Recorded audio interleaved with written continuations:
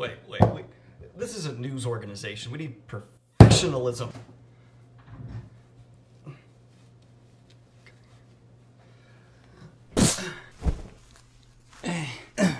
Welcome to another edition of Fantasy News.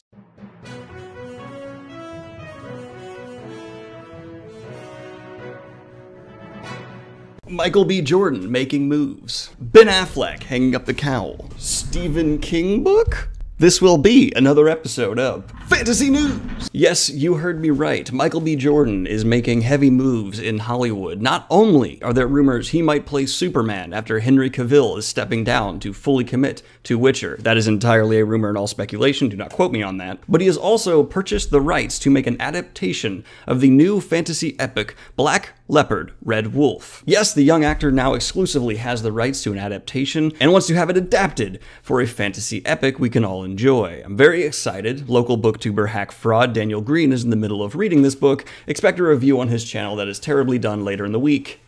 Next news. It looks like Ben Affleck is tired of being Batman, not only from the gifs and the jokes and the memes that have been circulating the internet for years now that he hates the role, but it actually looks like he is officially stepping down and will be passing on the cowl to an unknown actor in the future. But before he is gone, he will have his own Batman solo movie, and I'm very happy to hear that. I'm also sad to see him go. I haven't liked the movies he's been in particularly, but he has been the standout best part of those movies. Ben Affleck kills it as Batman, and I feel like he's never been able to fully shine in the role. I'm hoping this movie where he steps down does him justice, and we see Ben Affleck's Batman in all of its glory before he leaves the superhero genre for the foreseeable future.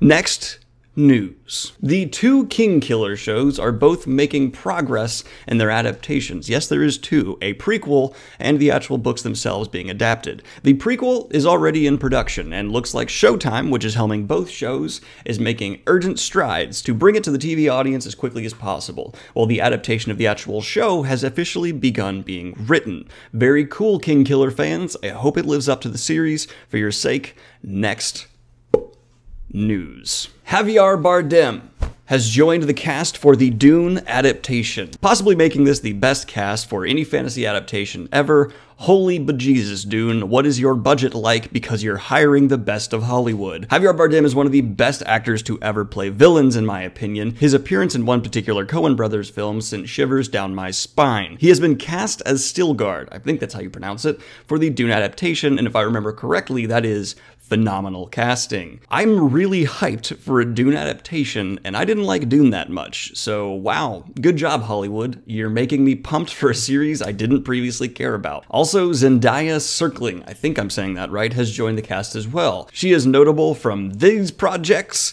I don't know them off the top of my head, but I'll add them in editing. So, next news. FX has ordered a Y adaptation based off popular comics like Y the Last Man.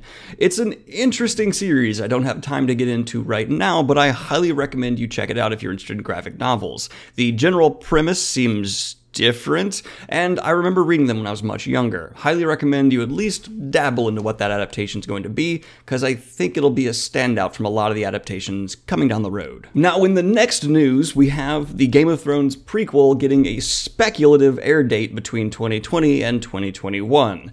That's not really much news there, but I know there's a lot of Game of Thrones fans in my audience, and I'll give you anything I can to help satisfy your Game of Thrones needs. But yes, the prequel show looks like it won't be on the air for at least another solid year to two. Brandon Sanderson posted an update for his highly anticipated fourth entry in the Stormlight Archive series. The possibly temporary title is The Rhythm of War. Very excited to see this adaptation come down the road. I love everything Brandon Sanderson has written so far. He's kind of the king of modern fantasy, and I'm sure we're all just brimming at the seals for every bit of news here, so go check out the blog post if you want to see it yourself. Link in the description below. In highly technical show-making news, the Witcher adaptation has a new type of camera coming on set to capture the series in as much glory as possible. These cameras are being touted as more sophisticated than the ones used even in Netflix's Stranger Things. This is not your typical 4K, and I don't know cameras that well. I tried to look into it, and it was a bunch of gibberish to me. I really don't understand. But apparently the Witcher adaptation adaptation will look freaking amazing. And the camera's title, hold up, I couldn't remember it, the Panavision DXL2.